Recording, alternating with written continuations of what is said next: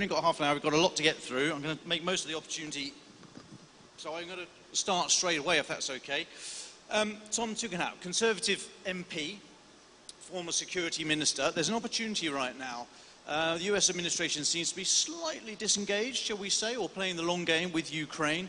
There's an opportunity here for Britain to take a lead in this coalition of the willing or unwilling, or coalition of the willing to do what, we don't know. But there's a slight opportunity here. I was intrigued, therefore, that last Sunday on Sky News, your party leader, Kemi Badenoch, said that Ukraine is fighting a proxy war on behalf of Western Europe against Russia. Do you think she was wise to use such incautious language, and do you think this is a proxy war? What I think this is a defence for the liberty of the Ukrainian people. And I think it's an incredibly important fight, which is why I'm very proud that Ben and others in the government at the time were incredibly quick at making sure we got the arms and ammunition into the support of those early days in 2022, and why what we've seen really for the last 2-3 years is pretty much universal support in the United Kingdom for Ukraine. There is no genuine political division on the support for Ukraine. It's pretty much 100%. And Kemi Badenoch's comments? I'd leave other people to speak for themselves. I'm glad I'm not in the shadow cabinet. I don't have to answer for her. Well, you're very lucky we've only got half an hour, so we will move on. So Ben, the EU has this week made a bold step into the world of Black Sea security. EU High Representative for Foreign Affairs Keir Callas said on Wednesday about a new three-pronged approach to Black Sea security. There's going to be a multi-billion euro splurge on infrastructure, on ports and roads and rail in Central and Eastern Europe to reinforce the front, she said, quicker. There's also going to be a load of trade with the Caucasus and Asia. But the most interesting thing I thought was this Black Sea maritime security hub that's going to be set up somewhere in a city fairly near here, I'm led to believe. Do you think it's helpful, Sir Ben, that the EU is making such a bold move into the arena of Black Sea security, or given such one of the big players is Turkey, not in the EU but in NATO, is it unhelpful for the EU to park what few tanks they have on NATO's lawn? No, I don't think so. Remember, we've got to keep on board both Romania and Bulgaria and these other members of the European Union. They've got to feel that they are part of, the benefits of a secure and stable Ukraine. And it's really important that Ukraine can continue to grow its economy by getting out of its country, its grain and its corn, its agriculture, etc. And I think it's very important, therefore, that the EU takes a role in the security of the Black Sea. But of course, as your earlier contributor said in the previous session, you have to bring Turkey along, whether you're doing it in the name of the EU, of NATO, or whatever. They consider the Black Sea predominantly as their territory, their backyard. There are big stakeholders in it, and it needs to be done in cooperation, not in confrontation. But I think it's important. I don't think we should worry about it. We should be encouraged by it. But ultimately, we've got to see how it can be delivered in practice, because we very early on, the United Kingdom, as far back as 2014, set up a group of Navy personnel in Ukraine to help them with capacity building. I remember going to Mariupol myself before the invasion to visit it, and I think we need to make sure that we actually turn it into action rather than just lots of announcements. Thank you. I'll ask you to comment in a moment, if I may, Tom. Before I forget, though, Sir Ben, I put a little note on my card here. I've realised that it's a picture of a gun. I thought it was something I'd squashed earlier. I was with an air defence unit last night, about an hour outside of Odessa. I won't say in which direction or where we were or what they were protecting, but the people there who were very professional, the team of air defenders, when they heard what I was doing, what I was up to, they wanted me to pass on their thanks, their personal thanks to you for what you did whilst you were in office in getting the weapons, and in particular the tanks, breaking that taboo, the tank taboo, when you sent the Challengers, and that sort of unlocked Abrams. So they wanted to pass on their thanks. That's the only free pass you're getting from me in the next half hour.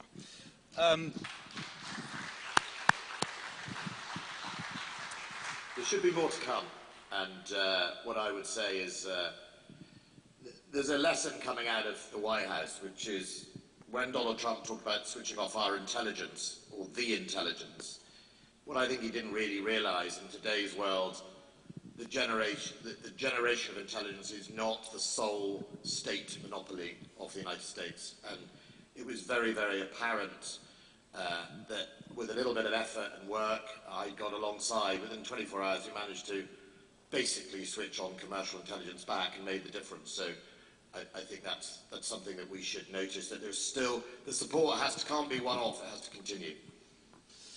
Interesting, you're still very active on the world stage in this regard. That was one of my last questions, which I will come back to later. But Tom, just on the EU, is there room?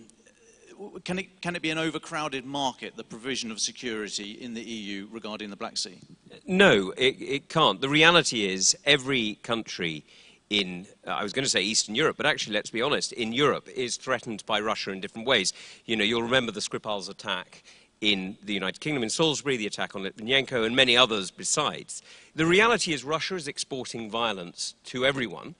Ukraine happens to be on the front line today. It is absolutely right we support Ukraine, but it's also right that we help others who realize that threats in the Black Sea, threats in their region like Poland or the Baltic states, get the support they need. And that's why turning this from just a Ukrainian operation to a European and a full NATO support operation is so important. No, it's not a NATO operation in the traditional sense, but deploying the resources of NATO partners, individually, yes, but together, makes it incredibly important. And we have the Strategic Defence Review that's been limping towards the finish line for the last few months, apparently going to be announced next week. Are you expecting, both of you, please, so Ben first of all, are you expecting there to be any firm commitments, if not for Ukraine and the Black Sea security directly, but enough hints about the kind of priorities that this new government feels it should invest in defence terms, that is a very obvious nod to the newly revealed threat from Russia and the need to bolster the Black Sea security? I think, sadly, we won't really know the full shape of this review till December, because what I've heard is that this first part of the review is a sort of think piece narrative without any detailed money attached or any detailed programs and equipment programs, which will apparently come later in the autumn around a sort of comprehensive spending review, stroke budget. So it's quite hard to know what will be waffle and what will be a concrete proposal to change our defence. So far the track record hasn't been brilliant, but you know, I'm willing it to give it a fair wind. But ultimately what we've got to make sure is that the lessons of Ukraine are imported fully into our military, and that our military chiefs have the confidence to close off what is starting to become outdated capability and replace it with new capability that will enable us to help Ukraine even more. And I'll reserve judgment until I see the, I think it's a 120-page document that's about to be published. And then I'll also reserve it until I see what the Treasury actually says, as opposed to the spin. And oh my goodness, you've exploded on the screen behind me. It's like, crikey, we're looming over us like Big Brother. I Tom, like to be Big Brother.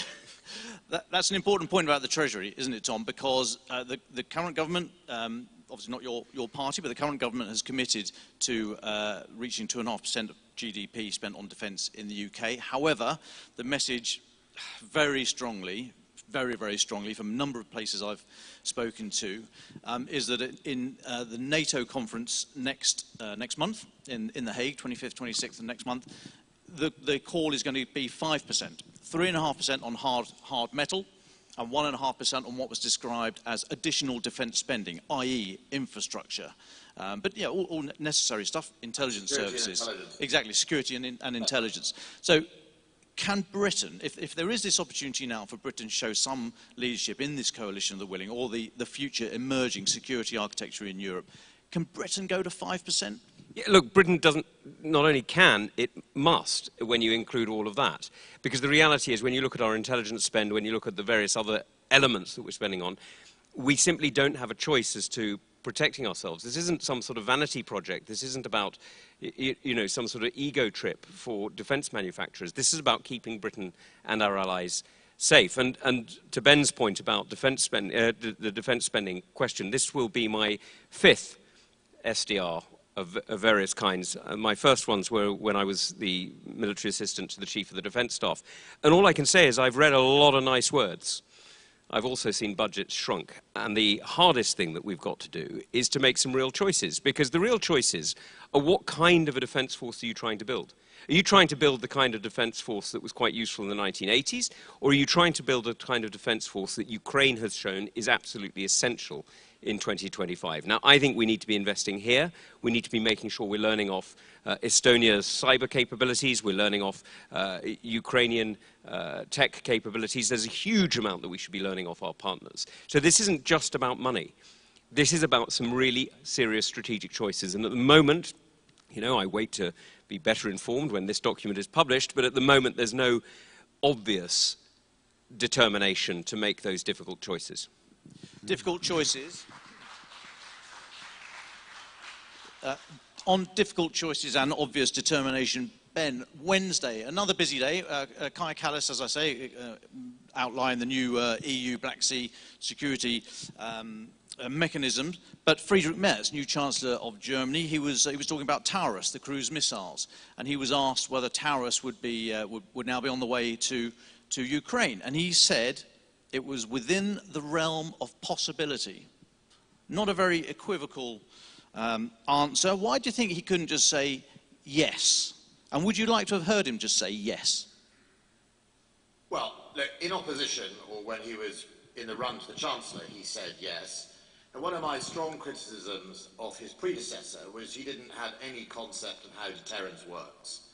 Sometimes it's important to be ambiguous, actually, and to link what you do with behaviour. So I used to always link more weapons to Ukraine or upgrading what we were putting in to Putin's behaviour. When the very first time he started hitting civilian areas of Ukraine, I put in the Starstreak anti-aircraft missile, so that there was a response to his behaviour. But what I never did was rule anything out. Olaf Scholz constantly ruled things out, which obviously helped Putin in every way possible. You know, I will not put Taurus in. Brilliant. Putin loved that. So, no, I think the new Chancellor is probably trying to navigate a coalition. Remember, he's got the SPD still in it. He does want to put it in, and I think the international community needs to keep reassuring Germany that it won't be as escalatory as the opponents say.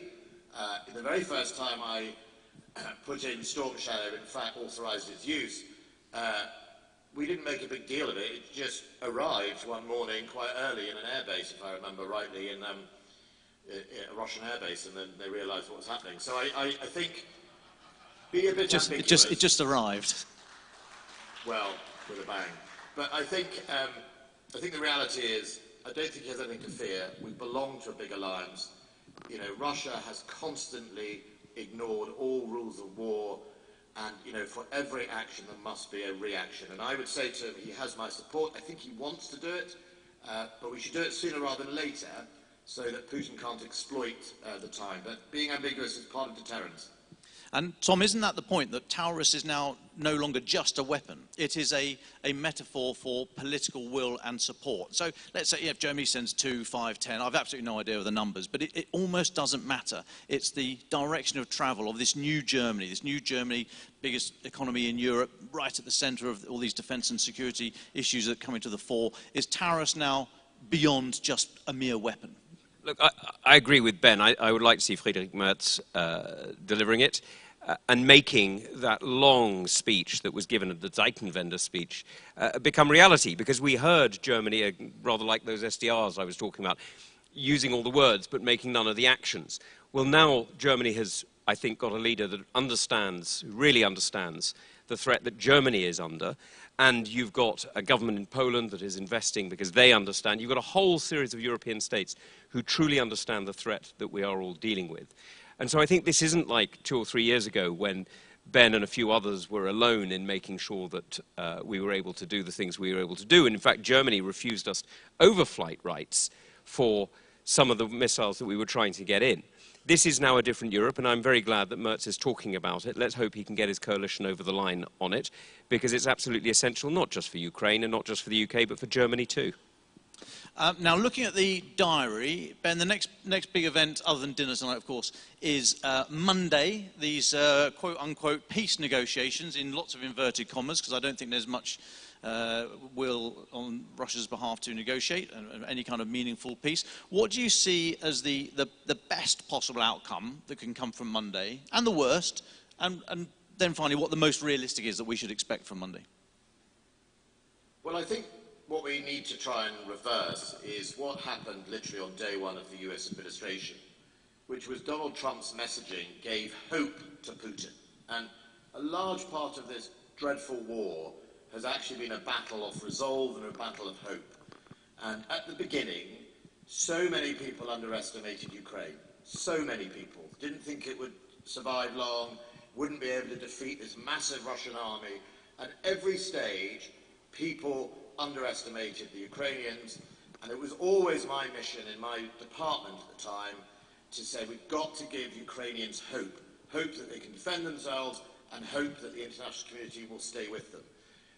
Now, when Donald Trump arrived in the White House on day one of his new administration, by setting out all those conditions that really met Putin's ambitions, he sacked away hope from Ukraine and gave it to Putin, who, as we know, is a man who would say to himself, well, goody, I just need to lose another million of my own people, but I'll get what I want in the end.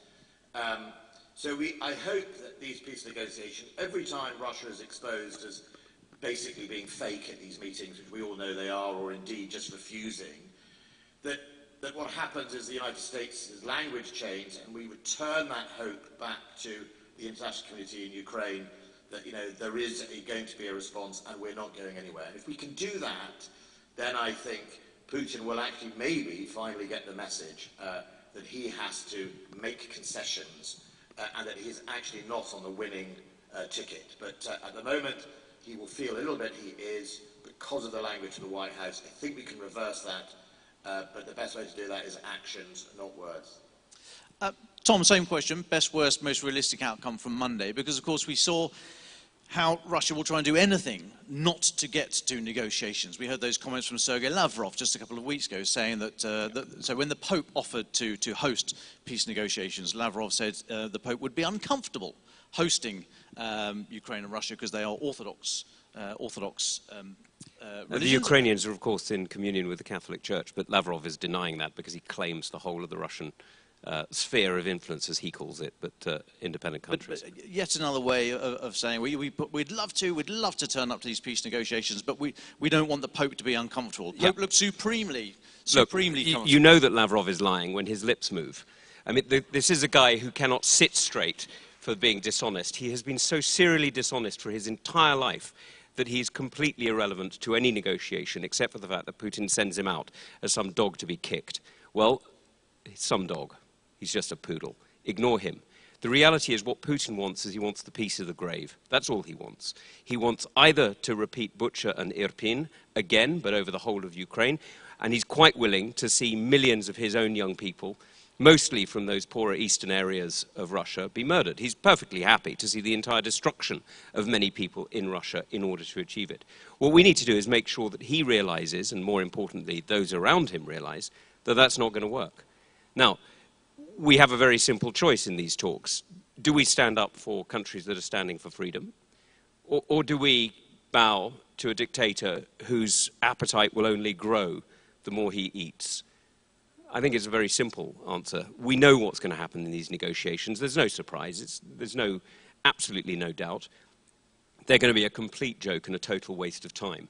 But we've got to do it to make sure that everybody sees that Ukraine has tried everything possible. And that's why I support President Zelensky completely in going to these talks, but I also support all of those like Merz and us who are doing everything we can to make sure that those talks don't result in the disarming of Ukraine.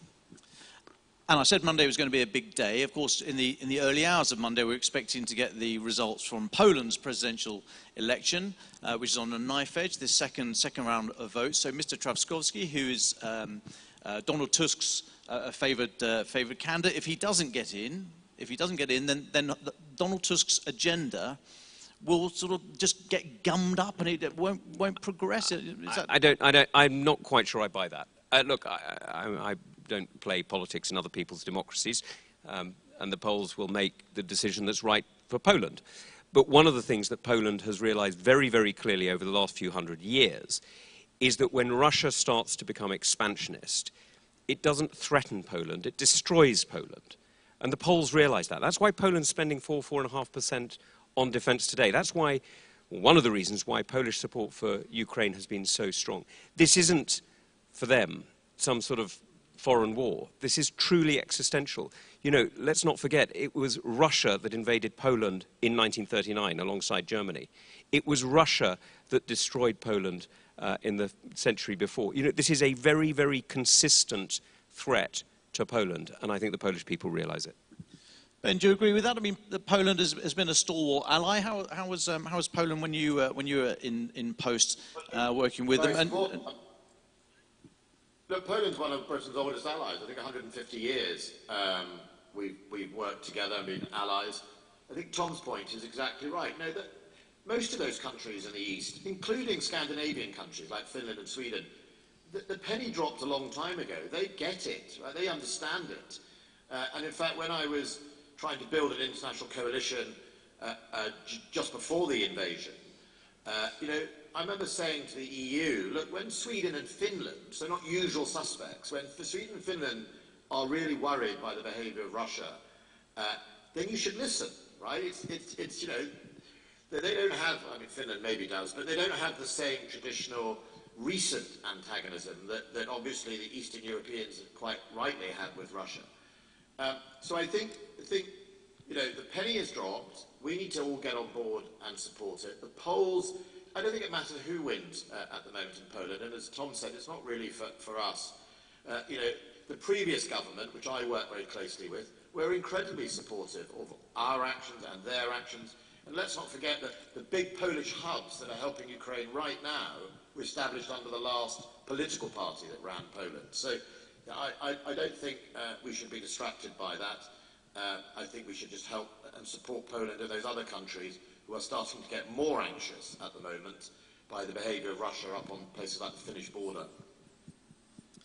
We're coming to the end now, folks, but I can't let these two go without just a little bit of domestic UK politics. Tom, I've still got the hat. I've still got the I'm a Tugendhat baseball cap you gave me for when you were running for leadership of the Conservative Party.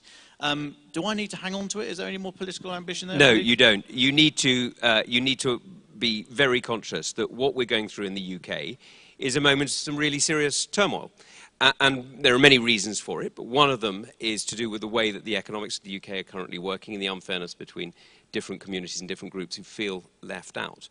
But the answer to that is to support Kemi and to make sure we have the proper opposition that is going to challenge this government. Because the truth is this government is an utter failure on so many areas. I hope they're not going to be a failure on defence. They've been absolutely right on Ukraine. And what Kemi is doing exactly the right thing. So I am fully supporting Kemi. Thank you. Put that down as a maybe. Now, Ben, you are looming over this stage here in Odessa. Do you seek to loom over any world stages again in the future? Where are we next going to see you pop up? I seek to. I wish that I was looming over the Kremlin right now and being able to reach down out of the sky and pluck Mr. Putin out and drop him into the river or something. Because I think ultimately, unlike Tom, who, you know, is still a Conservative MP in the House of Commons, and like him, I'll be of course supportive of my leadership, whoever that may be. I am now a bystander of the political circus that goes on in Parliament. But for me, I will carry on doing what I can globally to support Ukraine. And you know, I now invest in defence and security technologies, and I love and often meet Ukrainians who are trying to get their ideas out in investments in technology, and at the same time trying to work internally of our ministry and our military to get them to recognise that Ukraine is the teacher now, right? You know, the lessons, sadly, you know, forced lessons by Putin, that you know, we have to, it's not some abstract place far away. Right? If we are going to be fit to deter Russia and fight tomorrow's wars, we have to learn from Ukraine now. We have to learn about their technology, we have to develop their technology jointly, we have to work with each other. And if, as some of our more institutionalized military leaders will prefer, it will be cast as, oh no, we do it differently, of course we do it very differently, they are going to just re-equip for yesterday's wars with equipment that looks like the army I served in the end of the early 90s. So I think we keep banging that drum is what I do. I'm off to Washington next week. I might not get past the yellow line at Homeland Security, but ultimately I think we have to keep on championing Ukraine and the cause of Ukraine wherever we go. So that takes up a lot of my time. So I'll leave the domestic politics to Tom and his friends. And as a serving member of Parliament, Tom, would you like the final word in the last 10 seconds? Well, look, I think we've spoken about military technology. The last thing I'd say is we have seen the evil spread of Russian corruption throughout Europe. One of the first things I did when chairing the Foreign Affairs Committee was calling it out. That is on all of us, because the truth is Russia's and Putin's poisonous influence across the whole world isn't just military, it isn't just intelligence, it's also the corruption of awful businesses that are deliberately undermining us. So we need to stand strong on so many areas. And what Ben is doing is fantastically important, making the case consistently that Russia is evil, that what they're doing is evil, and the only regime change I want to see is in Moscow. Well, thank you both very much indeed for joining us. That was a brief view from the UK. Thank you very much to Tom Tugendhat, current serving Conservative MP, and to Sir Ben Wallace, former British Defence Secretary. Thank you so much for joining us today.